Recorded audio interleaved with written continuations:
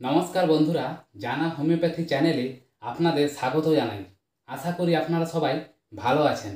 আজকে আমি একটি খুব গুরুত্বপূর্ণ টপিক নিয়ে আলোচনা করব। সেটি হলো প্রস্রাবের দ্বারে ইনফেকশান এবং এর সবথেকে ভালো হোমিওপ্যাথি মেডিসিন। তাই বন্ধুরা, ভিডিওটি স্কিপ না করে সম্পূর্ণ দেখতে থাকুন, তাহলে পুরো বিষয়টি ক্লিয়ার বুঝতে পারবেন।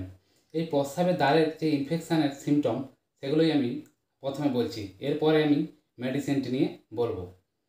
কি হয় না, প্রস্রাব করার আগে কিংবা পরে দেখবেন খুব জ্বালা জ্বালা করছে, ব্যথা হচ্ছে, ব্যথাটা মনে হবে যেন কেটে যাচ্ছে।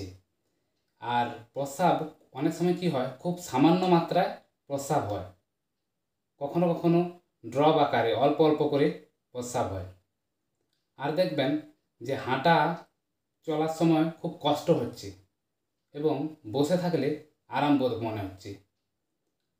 আর একটা অসুবিধা, সেটা হচ্ছে যে এই প্রস্রাবের সঙ্গে সঙ্গে অনেক সময় কি হয় না, পুজ বেরোয় এবং ব্লাড অর্থাৎ রক্ত বেরিয়ে আসতে পারে। এই ধরনের সিমটমগুলো হয়ে থাকে। এতে কিন্তু খুব কষ্ট হয়, যাদের এই সমস্যাটা যারা ভুগছেন প্রচণ্ড মাত্রায় কষ্ট হয়।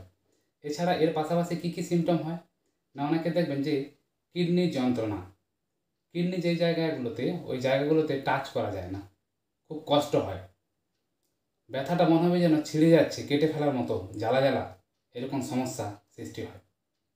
এছাড়া যাদের কিডনি স্টোনের সমস্যা হয়, তার ক্ষেত্রেও এই মেডিসিনটি খুব ভালো। এবার মেডিসিনটির নাম বলি। এর নাম হলো ক্যান্থারিস। ক্যান্থারিস 30 আপনারা হোমিওপ্যাথি ওষুধ দোকানে কিনে নিতে পারেন। এই ওষুধটি কীভাবে খাবেন সেই ডোজটা আপনাদের বলে দিই।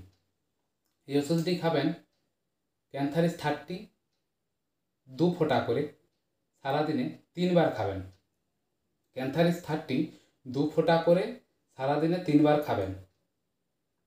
এই ওষুধটি খেলেই দেখবেন আস্তে আস্তে এই যে পেচ্ছাপের জ্বালা সমস্যা, এগুলো ঠিক হয়ে যাবে এবং দুর্দান্ত রেজাল্ট পাবেন। যখন আস্তে আস্তে ব্যথা জ্বালাটা কমে যাবে, তখন আস্তে আস্তে করে কমিয়ে আনবেন। যেটা 3 বার খাচ্ছেন, সেটা আস্তে আস্তে 2 বার, তারপর 1 বার, এভাবে কমিয়ে আনতে আনতে লাস্টে বন্ধ করে দেবেন। দেখবেন দুর্দান্ত রেজাল্ট পাবেন। আশা করি বন্ধুরা ভিডিওটি বুঝতে পারলেন।